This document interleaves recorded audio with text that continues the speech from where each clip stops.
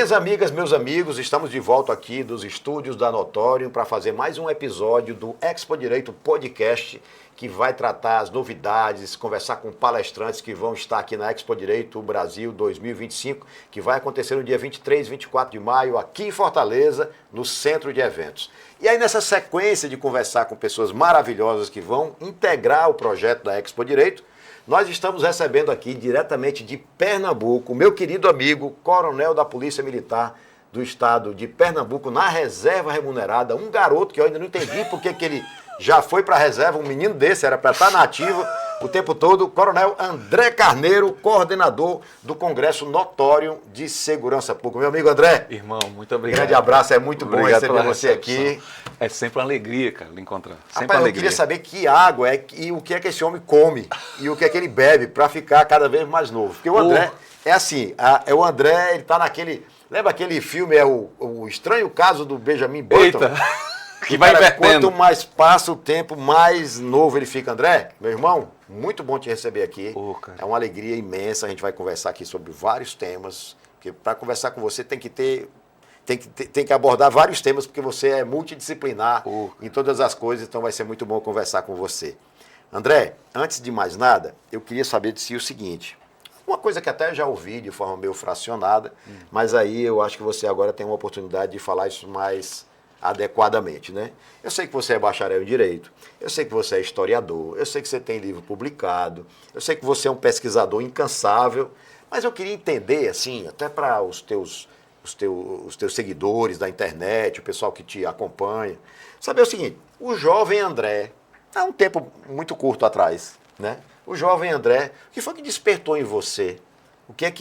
Qual era o ambiente familiar que você tinha, ou de amigos, que despertou você para que você entrasse na carreira da Polícia Militar do Estado de Pernambuco? Como é que isso começou? Fala aí para mim. Rapaz, eu adoro esse tipo de conversa, porque é a realidade de muita gente. Nós somos do período antes da internet, antes do celular, a gente estava começando a buscar nosso espaço profissional lá atrás. Eu sou filho de professores, eu tenho muito orgulho disso. O magistério eu vi na minha casa desde criança. O livro, o estudar, a mãe chegando dizendo assim, meu filho, estude. Era o estude para ser gente.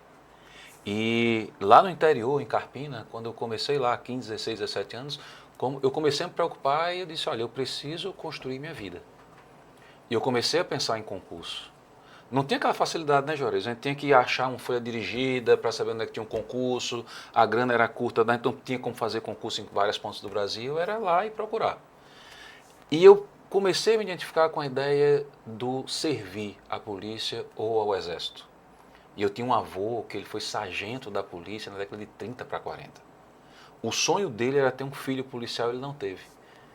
E aí quando eu resolvi fazer o concurso para o CFO, ele que tentou ser oficial da polícia na época não conseguiu, porque os dedos eram todos destruídos por dinamite, porque antes de ser policial ele quebrava pedra numa pedreira e teve um acidente com dinamite. E quando eu fui fazer o concurso, o que eu passei, aquilo ali é um momento de extrema dúvida. Porque o que acontece? Nós vamos para um mundo incerto. Nós vamos para um mundo que é estigmatizado. Nós vamos para uma realidade onde não tem como você prever qualquer perspectiva de amanhã muitas vezes. E o que se escuta lá fora é uma coisa e você vai temeroso a esse peso disso.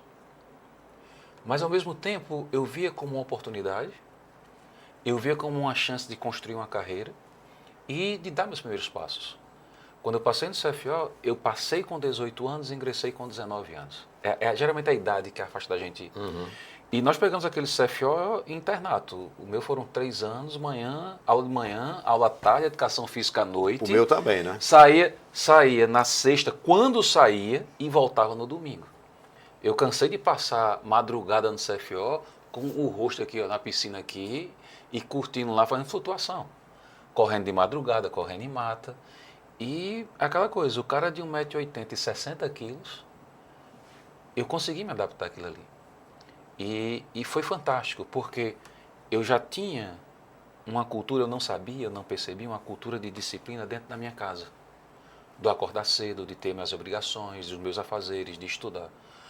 E na polícia foi fantástico, e isso me ajudou a ser o estudante que eu sou hoje, porque eu me considero um estudante, ajudou no desenvolvimento da prática da disciplina.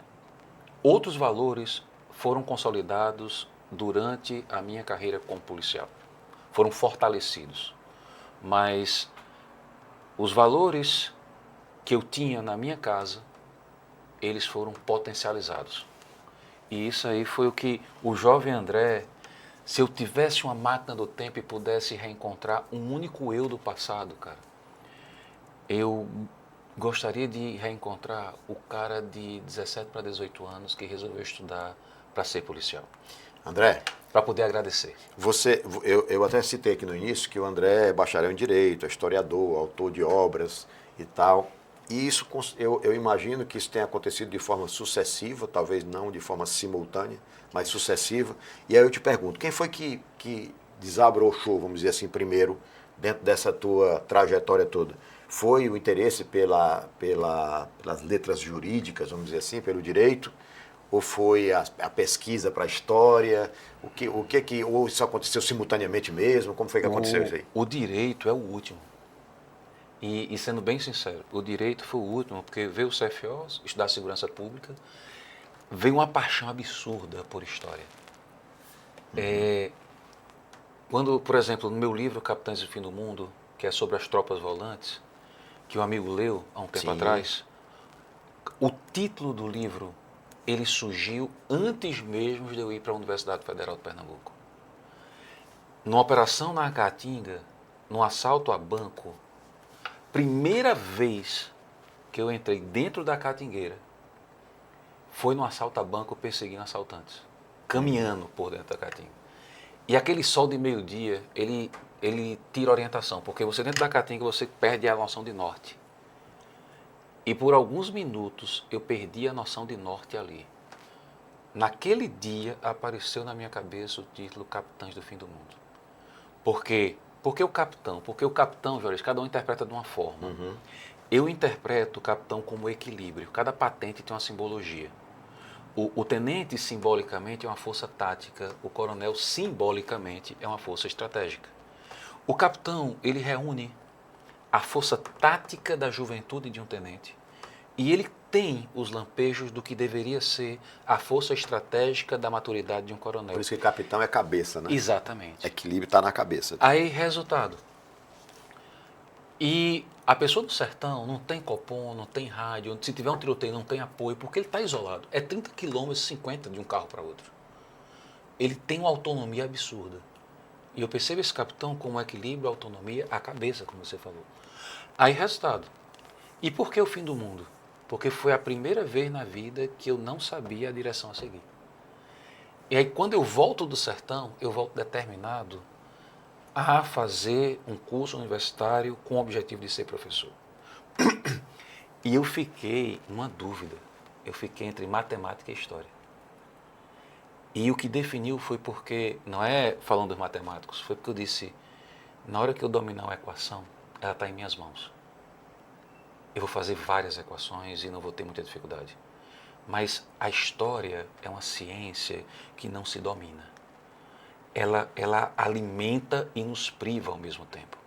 Quanto mais nós buscamos esse conhecimento, nós somos levados a reconhecer a nossa pequenez.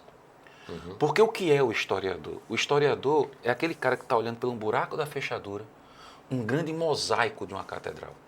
Ele vê uma fresta de luz e na névoa. E a partir daí, ele começa a fazer algumas considerações para ele construir um mosaico do passado. Essa paixão pela história, ela me ajudou não só como acadêmico, ela foi fundamental na minha formação como policial. Porque como historiador eu comecei a pesquisar a história militar. Os grandes feitos, os grandes comandantes e principalmente a história militar de um ponto de vista cultural. Isso me ajudou a perceber melhor meu espaço de trabalho.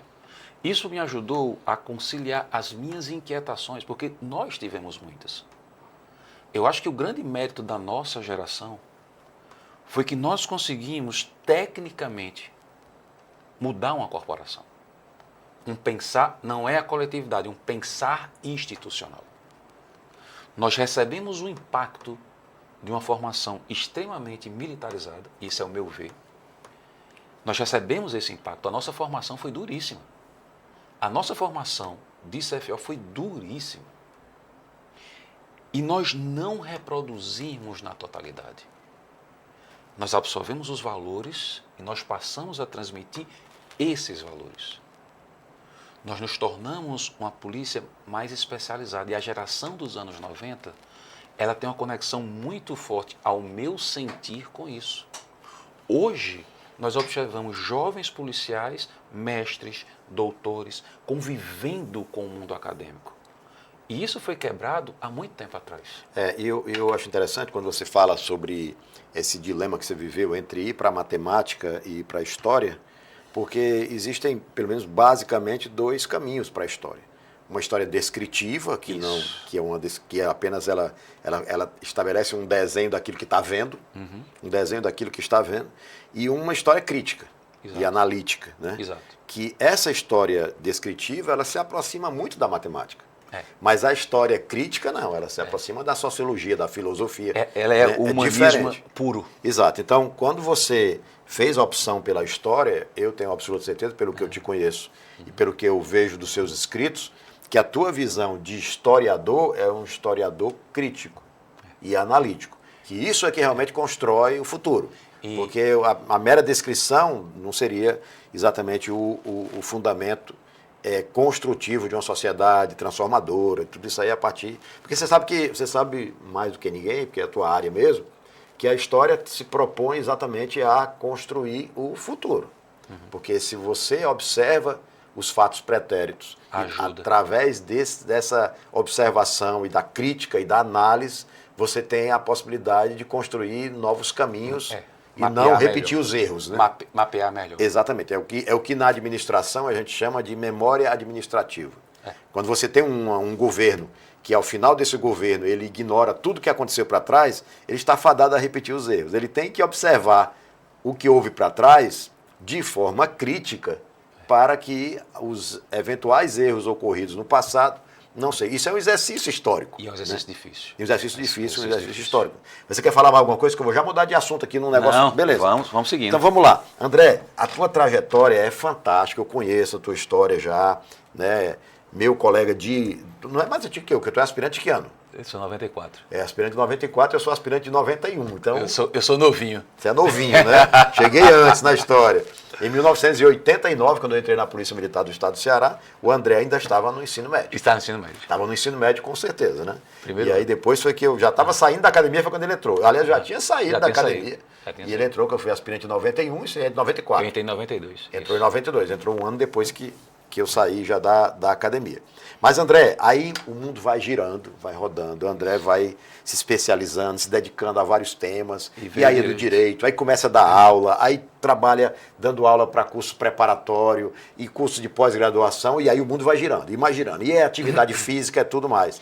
Aí, o que acontece com o André, Carneiro? Como é que o direito chegou? O que acontece com o André Carneiro agora, no final do ano de 2024, quando esse projeto foi desenhado, já foi creditado para algumas pessoas algumas responsabilidades, cai no colo de André Carneiro a coordenação do Congresso Notório de Segurança Pública, que é um dos congressos que vão integrar a Expo Direito Brasil 2025, que vai ocorrer aqui em Fortaleza no dia 23 e 24 de maio. Está chegando, está bem em cima. E aí, André, coordenador do Congresso Notório de Segurança Pública. Um tema que está na tua veia, né? Tu gosta demais, estabeleceu contatos aí com o Brasil inteiro para trazer um congresso que seja realmente revelador das atividades policiais, sob pontos de vista até que a sociedade não tem ainda percepcionado, né, e que por ocasião desse evento. E aí, André, aproveitando a carona do extremo entusiasmo que você está para conduzir esse congresso notório de segurança pública, me fale um pouquinho da ideia inicial, do que você está pensando em fazer, considerando que os coordenadores de cada um dos congressos que vão integrar a Expo Direito tenham uma autonomia para pensar o seu congresso e apresentar aqui para a diretoria da Notório a respeito de como é que ele pretende levar. Então, o André já tem um desenho, ele já desenhou, pré-desenhou, mas ele continua ainda aprimorando esse desenho do Congresso Notório de Segurança Pública. E é sobre isso que ele vai falar agora, se eu deixar, né? Vai lá, André. Juarez, esse convite, para mim, foi, assim, de uma grande honra. Quando foi colocada a questão da Expo Direito, na hora eu pensei assim, quem vai ser o coordenador vai ser Juarez. Eu já sabia que você seria o coordenador, eu não esperava que viesse para mim, eu achava que seria você. Uhum. Aí quando você assumiu a coordenação geral e Alan ligou para mim, depois a gente veio conversar e sentar e olhar o projeto, primeiro foi fantástico porque a gente sabe que a Notório tem uma identidade gigante com a segurança pública. A segurança pública tem as portas abertas na Notório, que eu acho fantástico, e ele tem uma preocupação muito grande com a questão do policial cidadão. O documentário Atividade Policial é uma prova disso. Você participou desse projeto, você se integrou a esse projeto. Hoje, quando a gente olha no YouTube a Atividade Policial, a gente vê a repercussão que é aquele trabalho que durou 2 anos, porque a gente enfrentou uma pandemia na produção. Aquilo ali foi já uma luz do que viria a ser essa ideia desse congresso. Dentro das nossas reuniões, eu coloquei o seguinte, olha, o tema hoje mais necessário para ser discutido na sociedade brasileira se chama segurança pública. E nós estamos escutando sons confusos. Existem vozes de pessoas centradas, que pesquisam, que trabalham, que estão no chão da delegacia, que estão no coturno, que pesquisaram na academia. E existem vozes aleatórias que em nada vêm a agregar. Nós fazemos parte de uma instituição que vive sendo apedrejada. Mas nós também somos a instituição, a única, que tem na última frase do seu juramento, mesmo com o risco da própria vida. No nosso trabalho, quando necessário, a nossa vida está sendo penhorada. Na pauta desse Congresso de Segurança Pública, eu pensei 2 bases. A primeira, precisamos romper uma bolha que existe no Brasil. Quando você observa todas as tentativas, sejam aquelas que fracassaram, as que estão dando certo e são excelentes, de discussões sobre segurança pública, de congresso de segurança pública, o que é que nós observamos? Congresso feito por polícia para polícia, ou congresso feito na academia sem a polícia. Percebe que é muito pouco? Percebe que existe uma sociedade que deseja dialogar, de dizer assim, olha, quais são os grandes temas da segurança pública? Quais as nossas preocupações? Elas estão sendo ouvidas, elas são percebidas pelo policial cidadão, pelo profissional cidadão? A caixa de som dos profissionais de segurança pública, ela é muito pequena diante da quantidade de ruído que é produzida de forma desproporcional e que não tem nenhuma conexão com a fala técnica. Nessa perspectiva, o primeiro objetivo do Congresso de Segurança Pública é trazer um Congresso de Segurança Pública para a sociedade brasileira, para o cidadão brasileiro, e perceba um detalhe. Eu estou indo muito além do subconjunto profissional de segurança pública, eu estou indo muito além do subconjunto profissional do direito. O discurso nosso, a nossa campanha, a nossa mídia, a nossa fala para todos os palestrantes, que você é o nosso coordenador, mas você também é um dos palestrantes de segurança pública e nós conversamos, foi: nós vamos falar para a sociedade. E um detalhe, nas minhas falas eu coloquei, olha, todos os palestrantes do palco da segurança pública, eles tiveram a liberdade de pensar os seus temas. E eu acho que isso é um ganho fantástico. Claro.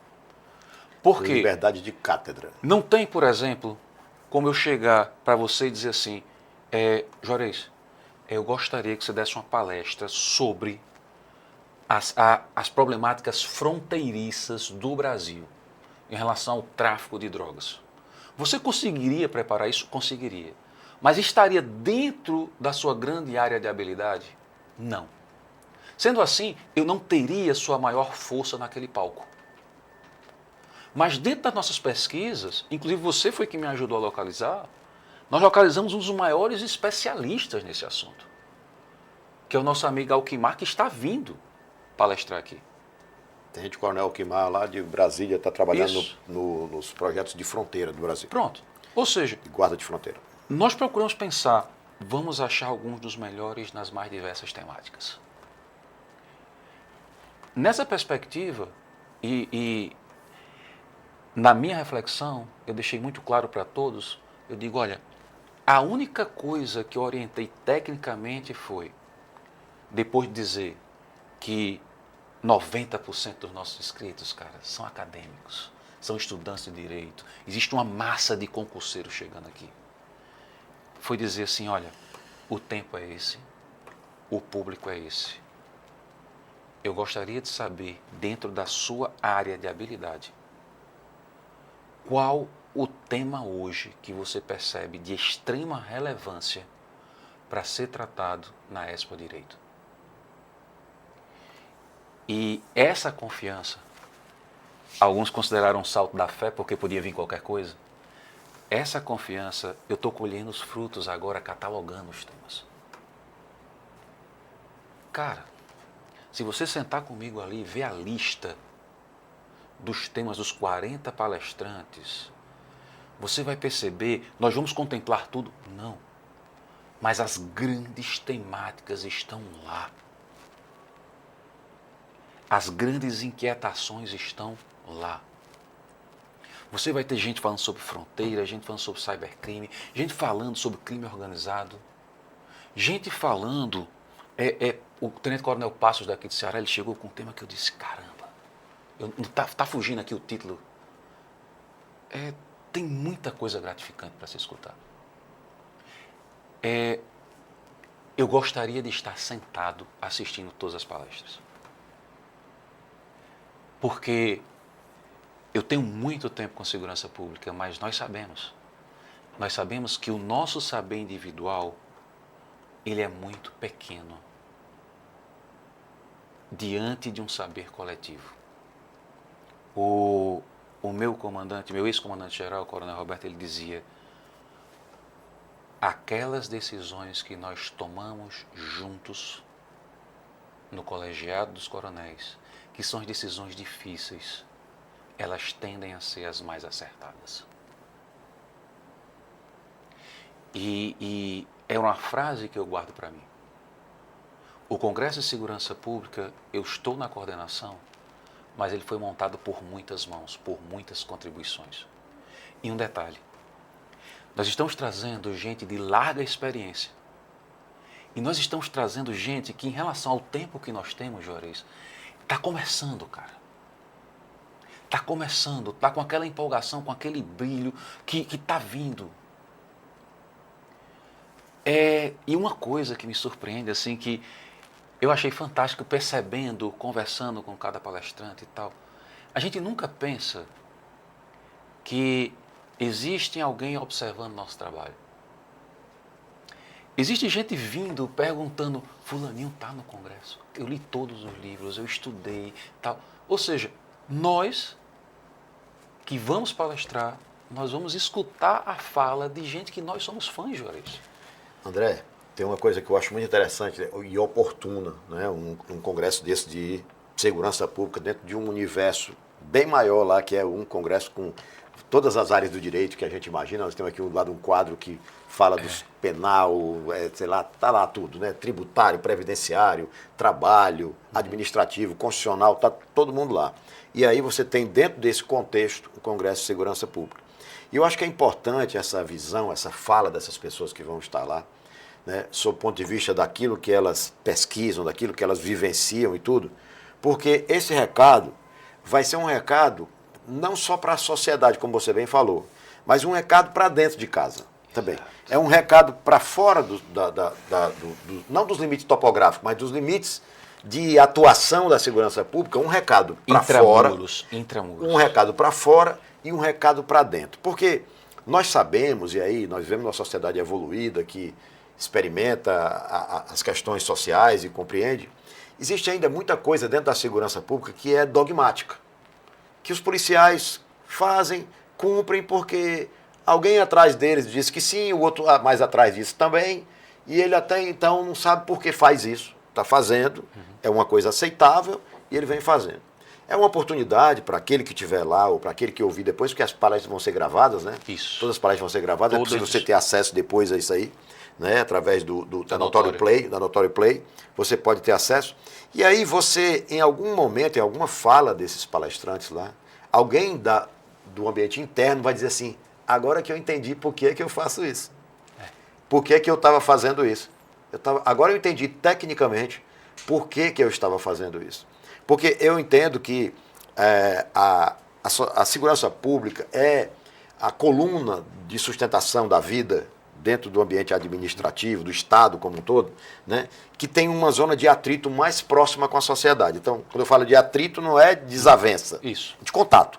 O contato da segurança pública com a sociedade é intenso e a toda hora. Em todos os cantos do Brasil, uma hora dessa, tem um policial falando com alguém. Com certeza tem um policial falando com alguém. Resolvendo um problema, ou fazendo alguma coisa.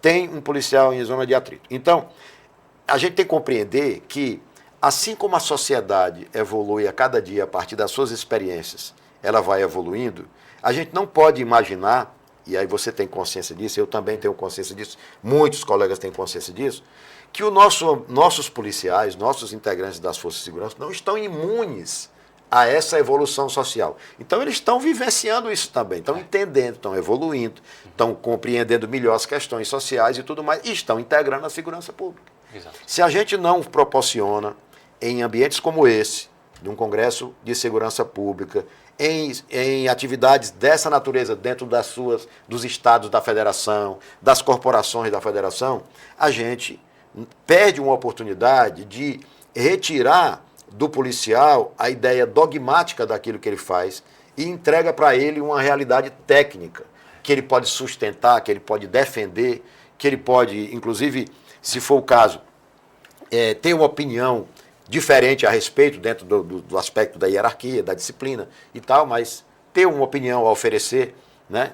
Que eu digo muitas vezes quando eu estou falando com meus alunos sobre controle disciplinar, sobre controle da administração pública e sobre gestão, né, de gestão pública, governança pública principalmente e tudo, eu sempre falo que existe uma hierarquia que é fundamental e para nós da segurança pública ela é inarredável, que é a hierarquia administrativa, ou seja, a hierarquia militar da gente, os postos, os escalões de mando e tudo mais, né? Ela é uma estrutura de hierarquia necessária, funcional, impossível de arredar. Mas, paralela a essa hierarquia administrativa, existe uma outra frequência hierárquica que ela não pode ser desprezada, em hipótese alguma, que é a hierarquia do conhecimento. Então, se você é coronel da polícia, você é coronel da polícia de Pernambuco, e você está prestes a tomar uma decisão dentro da sua estrutura, do seu ponto de vista de governança, vamos considerar a parte interna, governança, e você está conversando com um colega da sua viatura e o teu motorista, um policial militar, possivelmente um soldado, um sargento, está te ouvindo ali e ele tem uma certa liberdade de falar e tudo. E ele está ouvindo, dirigindo e ouvindo. Se em algum momento houver uma oportunidade, uma situação oportuna, e ele disser assim, comandante, posso dar só uma opinião para o senhor? Comandante, que negócio que o senhor está querendo fazer não dá certo, não. Por que não dá certo? Não dá certo porque isso aí eu tenho bem mais tempo na polícia, e em outros cenários, porque o senhor entrou na polícia como oficial, o cenário do senhor sempre foi um cenário de gestão, de comando. E eu sou praça, estou aqui olhando o outro nicho da corporação. Eu já vi isso aqui dar errado, por isso e aquilo outro. Um comandante que tenha uma visão técnica aberta e que reconheça as duas frequências de hierárquia, ele vai refletir. Ele não vai seguir, automaticamente o que o policial está dizendo. Mas ele vai dizer assim, cara, esse sujeito tem razão. E os melhores comandantes. Esse negócio não dá certo, vou fazer não. Ele desiste daquilo que ele quis fazer, porque saiu da dogmática, de uma simples crença e de uma forma transversa que veio de uma hierarquia ascendente, de baixo para cima. O camarada chegou e abriu os olhos dele. E essa crença, quem tem, é equivocada. Porque quando você pega tecnicamente, as pessoas mistificam muito. A questão da hierarquia e disciplina, as pessoas acham que ela funciona de cima para baixo. Hierarquia e disciplina funciona de baixo para cima. Porque ela funciona diante do reconhecimento. Reconhecimento não é só a patente, não é só a divisa. Reconhecimento é o conhecimento, como você me falou, técnico. E deixa eu dar um exemplo, a gente está só conversando aqui. Claro. Com 22 anos, eu trabalhava no sertão de Pernambuco e eu erradicava a roça de maconha. Eu sei plantar, teoricamente. Eu sei plantar, eu sei cuidar, eu sei cultivar, eu sei tal, porque eu precisei combater isso. Na época do polígono da maconha, tal, e por aí vai.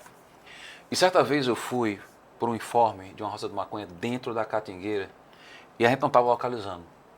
A gente começou a seguir um leito de rio seco, porque a gente observa buracos.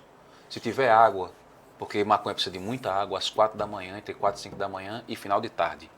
Porque se aguar a maconha no Nordeste, fora do horário, ela vai queimar a folha e você perde.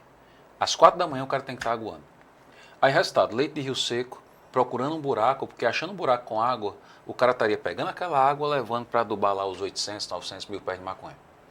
Resultado, eu achei o buraco. Eu já tinha habilidade para isso, eu achei o rio, achei tal, achei a água. Mas o que é que você observa depois? Os passos. Porque a pessoa chegou lá, tirou água e levou. Foi para algum lugar.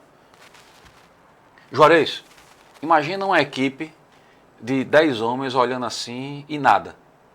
Aí afastou, tal, pá, não sei o quê. Aí meu rastreador chegou e ficou olhando. Aí fez, é por aqui. Porque você olha o leito, aí você olha a catingueira e vê onde é que tem brecha. Diogo tá ali espantado olhando a gente aqui, ó. Olhando onde é que tem brecha, porque a gente sabe que o cara passou por ali. Sendo que tava tudo fechadinho, aí ele fez, é por ali. Bicho, a gente saiu rasgando a catingueira, na fresta, e achou. E depois que erradicou, que tava lá aquele fogaréu bonito, lá, tal, subindo, eu cheguei para o sargento Neto. Eu disse, Neto, de onde tu tirou essa ideia? Nascido e criado dentro da Caatinga. Não era um sertanejo de cidadezinha, não. Era sertanejo de roçado. Aí ele fez... Ah, meu comandante, o plantador era sabido. Aí eu, por quê? Ele estava vindo em cima de um jumento. Enquanto estava todo mundo procurando a pegada, eu vi o pé do jumento. E o jumento vai para ele estava subindo em cima do jumento, ele estava enchendo a cangalha lá que ele tinha lá, sem pisar no chão. Ele desenha até a cena. Pra não, você começa a visualizar, Juarez. Aí depois eu fiz, caramba. Percebe? Eu estou usando esse exemplo para colocar o que você falou agora há pouco. Essa coisa do conhecimento é muito interessante. Tem um exemplo rápido aqui, já para a gente ir para os nossos finalmente. Aqui em Fortaleza tem uma universidade muito grande, que é a Universidade de Fortaleza, a Unifor. E a Unifor foi feita por um grande visionário, o chanceler Edson Queiroz, que fez por etapas a universidade, e teve uma época que a universidade já estava funcionando, vários cursos funcionando, e ainda tinha alguns blocos sendo construídos. E ele acompanhava essas obras lá o tempo todo. E aí um dia ele estava lá acompanhando essas obras e uma pessoa lá responsável pelo projeto, da engenharia, querendo ficar mais sociável com ele ali, dar uma trela para o dono do empreendimento, né, perguntou assim, doutor Edson, por onde é que o senhor quer que faça a calçada desse bloco para esse outro bloco? Tinha uma calçada para ser feita, um passador, assim, vamos dizer assim, né? Aí a resposta dele foi extremamente inteligente. Ele falou assim, vamos fazer o seguinte, vamos deixar as aulas começarem, que a gente vai saber, e vamos ver por onde os alunos andam. Por onde os alunos andarem, você faz a calçada. Esse exemplo foi melhor do que eu. Porque ali é o fenômeno, entendeu? Esse exemplo foi melhor do que eu gostei. Ele disse, vamos deixar os alunos andarem, aí eles vão fazer o rastro, eles vão fazer o rastro por onde eles estão andando, aí você faz a calçada exatamente ali, porque é ali que eles vão andar. É o lugar que eles vão andar. Então, essas sabedorias, né, elas, quer seja de um mateiro, como você falou aí, ou de um alto empresário, elas têm que ser consideradas, e no âmbito da segurança pública, que diz respeito à tranquilidade da vida, vamos dizer assim, né, e tudo elas devem ser absolutamente consideradas. André, eu vou ter a tarefa na Expo Direito de ser o coordenador geral pedagógico de todos os 17 congressos, né? Então, eu vou tratar Trabalho grande. Então, eu acredito que vai ser muito mais tranquilo, porque, por exemplo, nós temos 17 congressos, cada um tem um coordenador. Considerando que nós conhecemos todos eles, sabemos da dedicação de cada um, assim como eu estou aqui diante de você, e vejo o quanto você está aprimorando o Congresso, vai sobrar para mim praticamente nada para fazer. Porque você já está muito bem coordenando esse Congresso de Segurança Pública. Então a minha relação com você é mais para aplaudir, dizer que está ótimo e pronto, não vai ter nada para a gente fazer. A gente pode dar uma ideia ou outra, como eu já venho dando a ideia no seu Congresso, uma ou outra, mas não tenho muita dificuldade. Eu vou ficar encarregado diretamente do Congresso de Direito Administrativo, né? Direito Administrativo vai ficar comigo e com primeiro dia, né? Com a professora Valéria Estrela, e vou ficar com a coordenação geral pedagógica, né, de todos os outros congressos. Mas aí nós vamos ter essa oportunidade aqui em Fortaleza, no dia 23 e 24, será um evento assim inesquecível.